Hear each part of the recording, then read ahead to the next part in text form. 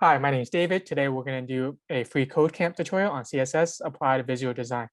And we're going to learn about this repeating linear gradient.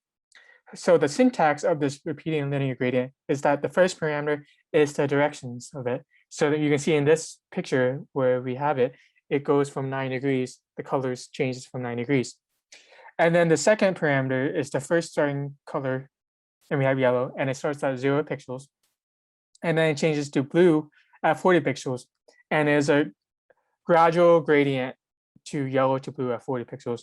And then the next parameter is green, and it's also at 40 pixels. Since it's at the same pixels, it just have a sharp change to that color.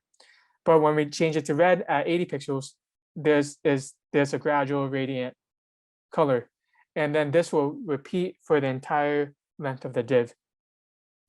And what is also cool is that you can make stripes out of it, and by using the same colors as we're about to do in this exercise. So for this first one, it wants us to change it to 45 degrees. So we can see how the angle of the colors changes. We're going to change it to 45 now. And then we set the first two colors to yellow. So if the first one's already at yellow, now we change the second one. That's at yellow now. And then we can change the rest to black. And as we can see, this creates a stripe because it's the same color. It doesn't rate, there's no gradient to the same color. So it just stays the same.